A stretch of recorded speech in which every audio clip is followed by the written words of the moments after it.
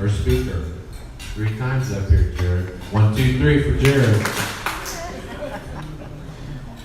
Well, thank you, President Joe. It's an honor to be back up here, and it's an honor to introduce our speaker today, Cory Strathman, Director of Grace in Your Corner. From a young, successful principal at the age of 28 to an unemployed 34-year-old, Cory has experienced it all. He is determined to bring attention to how to handle life's challenges after his came to a halting stop in January of 2019. He is a son, husband, father of 2 boys, but most of all, he was a lost soul.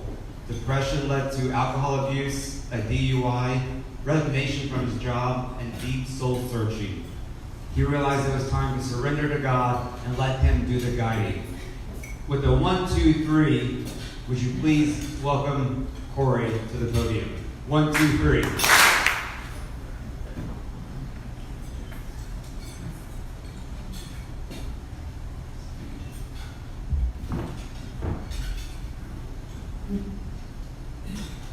Good afternoon. How's everyone doing today? Great. August 1st. I can't believe it's August. Thank you, Jared, for the introduction. I was talking to Jared, and he said that this is one of the first people that he's booked to speak. So if any complaints about my speech today, go directly to Jared, okay? Thank you, Jared, for the opportunity. I'm honored and privileged to be here. August brings a mix of emotions for me. As Jared had said, I've been an elementary principal and in the field of education for 10 years. And today I want to talk to you a little bit about a passion of mine, and that is mental health and addiction, and how we can break down the stigma that's in society to let people know that they are not alone, to let people know that they can manage this and their life can be quality as they deserve. So in order to do that, let me give you my story, and I'll try to make this short and sweet so we can have some questions at the end as well. But I think you need that background before I get to how I got back on my feet.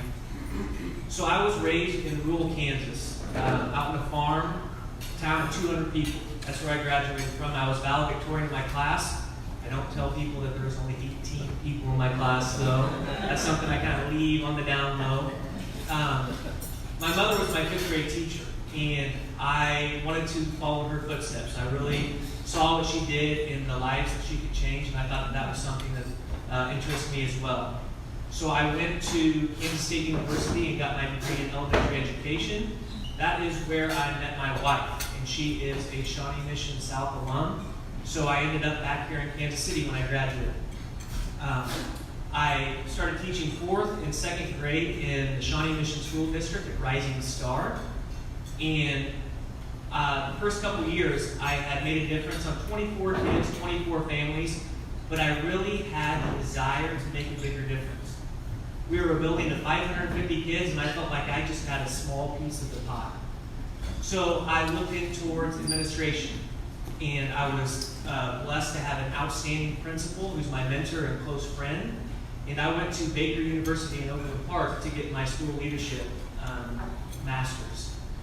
And I was blessed with the opportunity at the age of 28 to become an elementary principal in the Shawnee Mission School District. Excited as you could be, but also knowing that there was a big journey ahead. And one thing I haven't told you to this point is, going back to Kansas State, there would be 2 or 3 days a semester, like clockwork, where I wouldn't come out of my room. I'd lock the doors, I'd tell my roommates that I was sick, and we'd just go on. Being that young, I really didn't think there was anything abnormal about that, but I felt like I was just tired, no energy, didn't feel like I deserved to be around people, and didn't think that I had the worth and the value to provide to the world. Now, being a college student, you don't miss a whole lot you can re-enter because the demands aren't that high, so life went on as normal. And no red flags to me. I thought, this is fine, people go through this. Well, as I got to Kansas City as a teacher, hit or miss, those would come again, and I'd take a day off here or there and lay in my bed. But again, no really distractions or deterrents of my everyday life. Well, as I became a principal at the age of 28, I also entered into fatherhood. Demands were rising, challenges were becoming more and more frequent, and I didn't really understand what I was getting into. I loved being in education. I wish to this day I still was, but that's not the path that came to me. It was about 3 years ago when I was at home with my wife setting up the Christmas tree around Thanksgiving that my younger brother called me. Now this is out of the ordinary. He usually texts me or sends some sort of message. He doesn't pick up the phone. And he had told me, hey, I just want you to know that I'm in the hospital. I said, okay. And he said, I've been diagnosed with cancer. And when you hear that C word, that's scary. And I remember to this day, I just sank into the couch. It was testicular cancer. I'm happy to say that he's in full remission. Has had another child since then, and things are great. However, I didn't understand at that point what that meant. All I knew is this was the worst thing ever. And it took 3 or 4 days of me moping around the house, me laying in bed, for my wife to confront me and say, Cory, you know, I understand that this is a big part of your life and that this is awful. But I also want you to know that I've seen this from you before, and it hasn't been to the scale of your brother having cancer, but I think there's more to the story than we're getting to. And she encouraged me to go to my physician. Reluctantly, I did, and I was given the diagnosis of major depressive disorder. Now, at this time, I'm still in denial because I've been successful my entire life. I've had a great family, I have beautiful kids. I can't have depression. There's no way. I've gotten through life just fighting and scratching and clawing. This can't be true. I did start medication for that though. And as I progressed, I started taking medication less and less because I continued to tell myself with my ego that it wasn't a big deal, that I'm not truly depressed.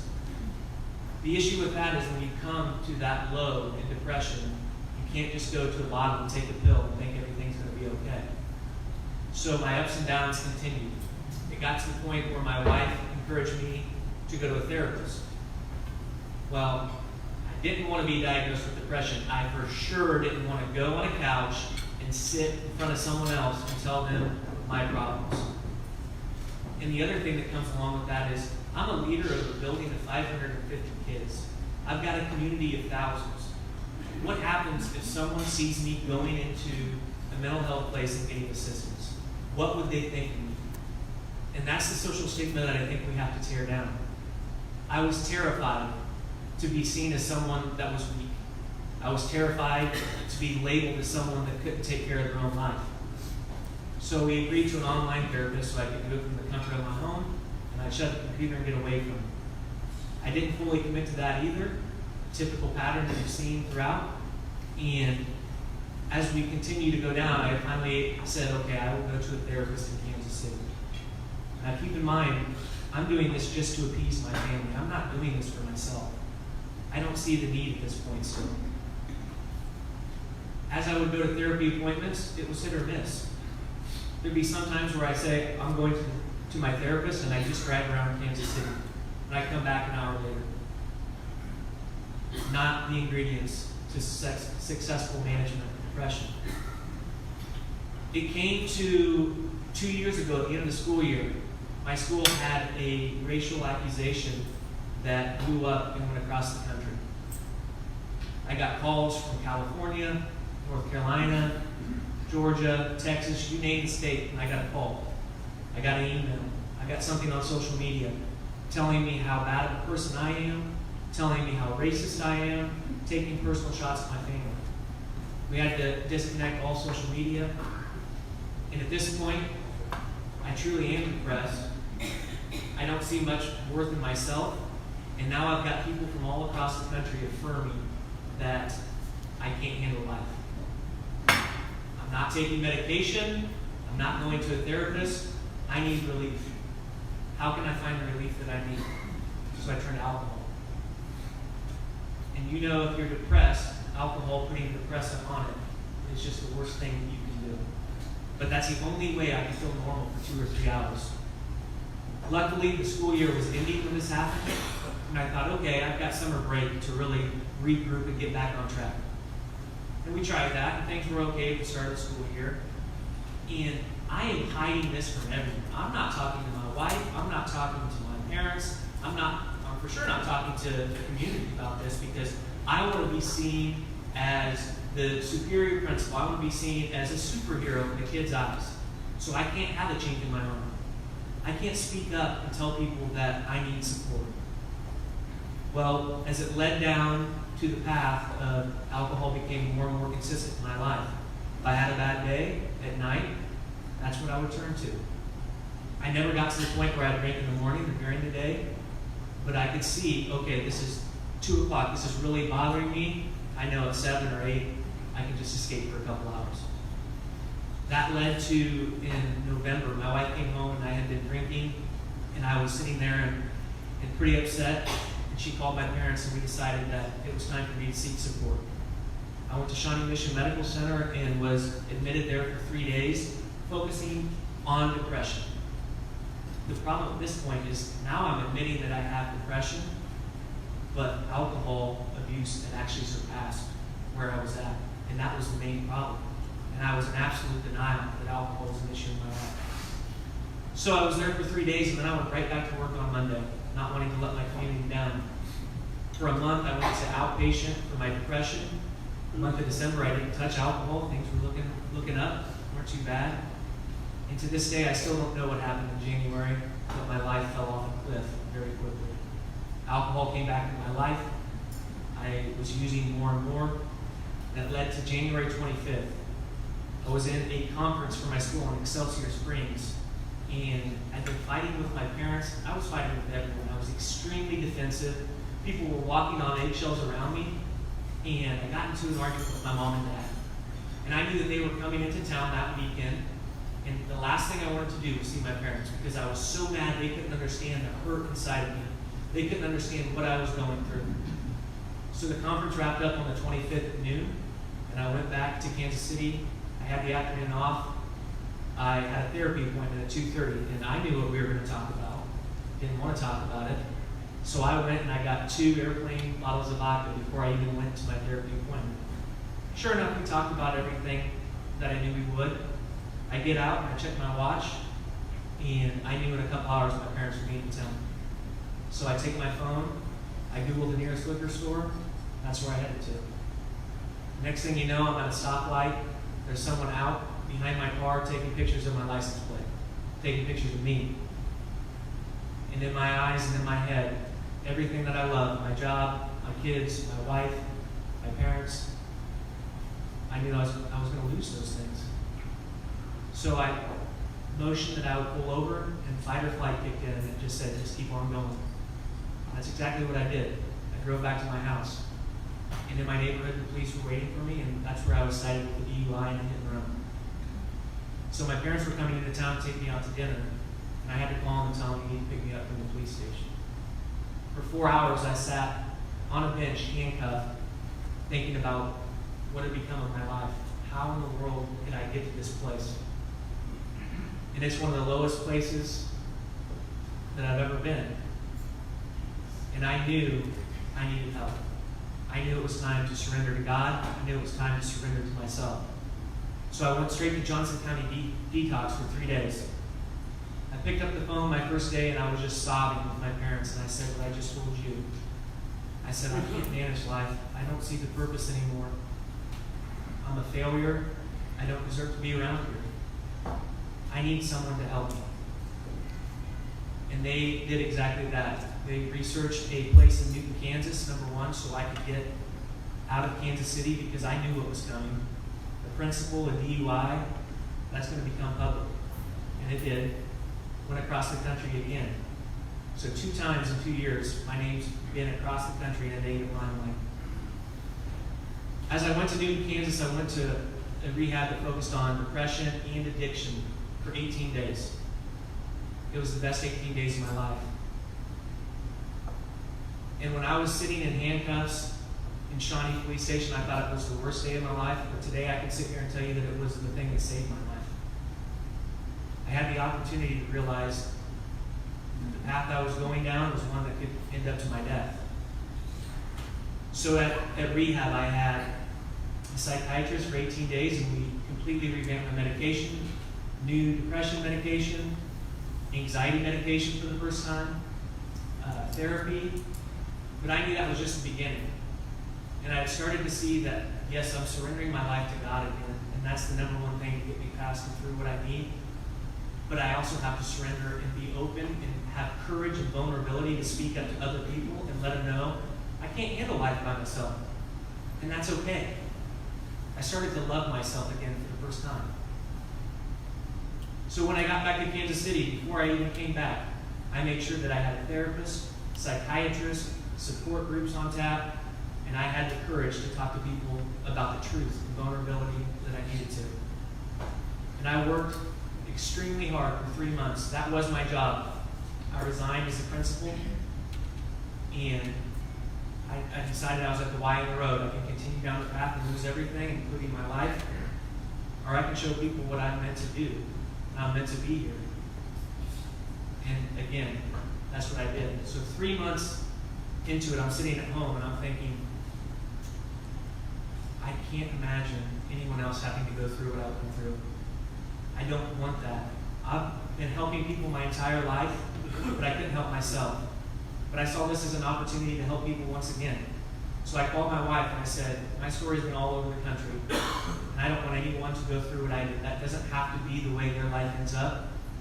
Are you okay if I go public with my story one last time and give them all the information? And being courageous, she said, yes, let's do that.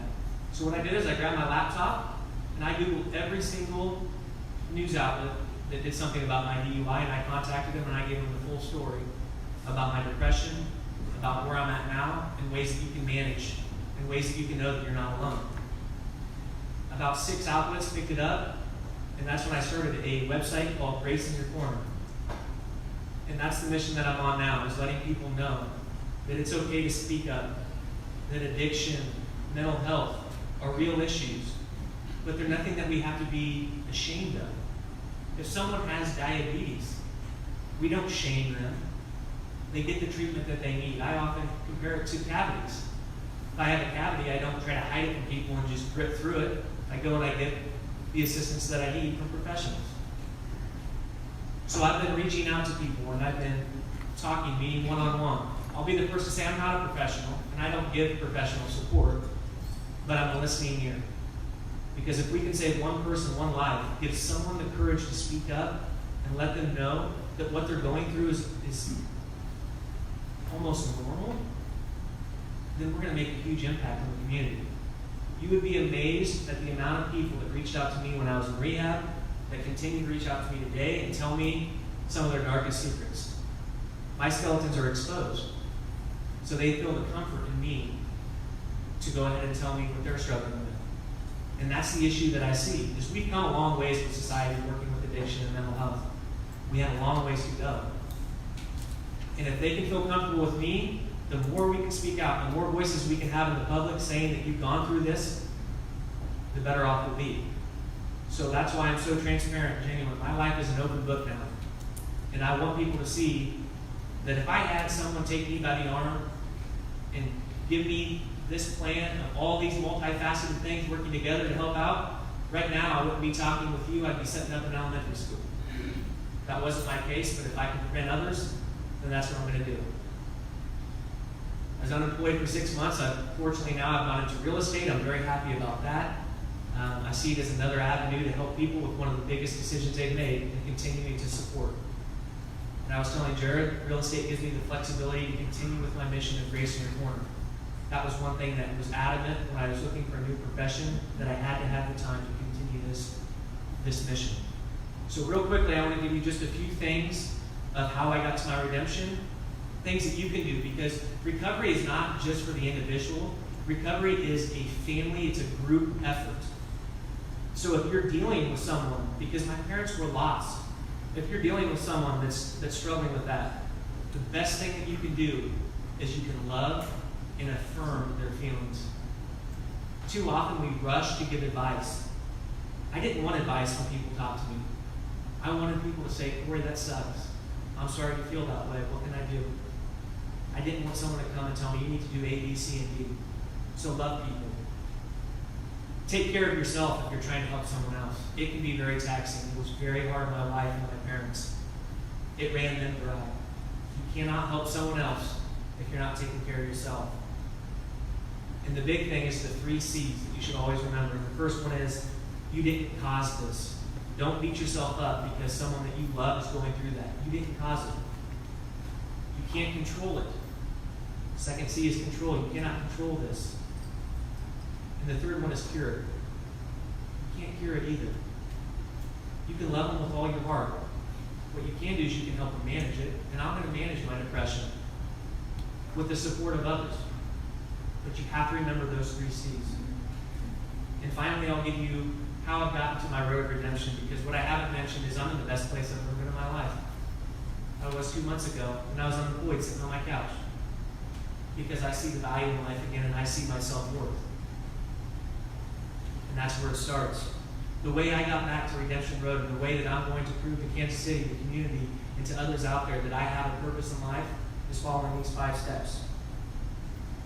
The first one is I'm going to love myself. I'm going to let God love me and I'm going to love myself and see the value of what I present to this world. The second one is I'm going to know my why. Everything I do revolves around the why and the purpose of me. And for me, the why is I deserve to live a quality life for myself and for my family. I'm going to be selfish and put myself first. And not always know I have to help others, but I have to take care of myself and help them. And I'll do that through a plan. Not just medication, not just a therapist.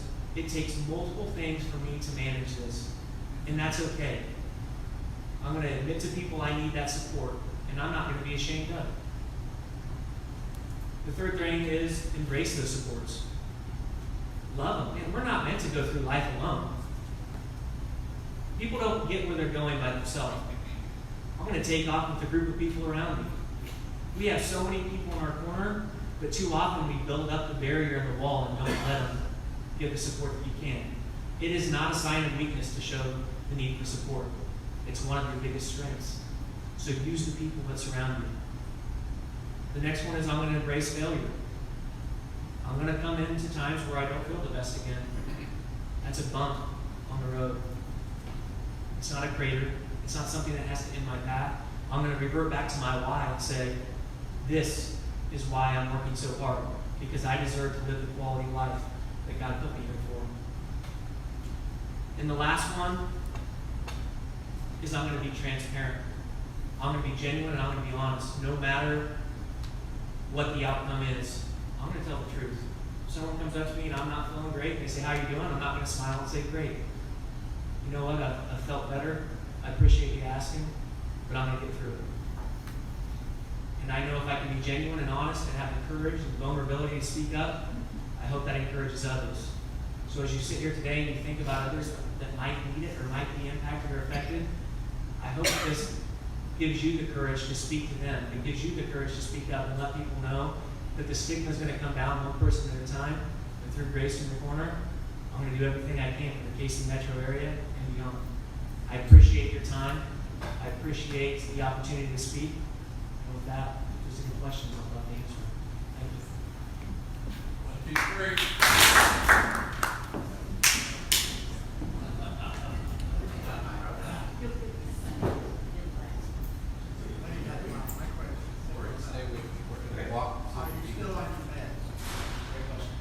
So he asked if I was still on my meds. Absolutely, that's something I will not quit. It's not safe to quit medication by yourself anyway, but I realize that that's what I need every day.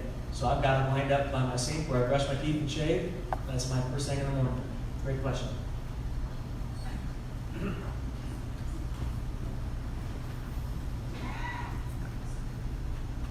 As you know, over in England, of course, William and Cory are both working on mental health. Do you think we should be doing somewhat of importance here in the United States, be doing the same thing that they're doing? So I'm not extremely familiar with what they're doing, but the one thing I will say with mental health is we have a lot of work to do. Getting the proper support for mental health is a barrier in our community, and oftentimes when you try to get in to get that support, they're either full and don't have a bed for you, or it costs too much, insurance doesn't align with it, and these are people in the most need. Some of them are suicidal.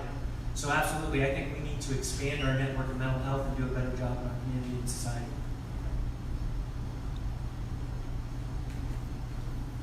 Come on, Cory.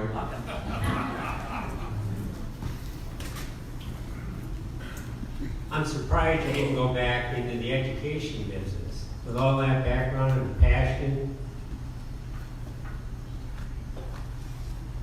When you're in education and you receive a DUI, especially as a leader of a building, it's frowned upon, which it should be, and that has closed the door for me in that opportunity. that door open. Thank you.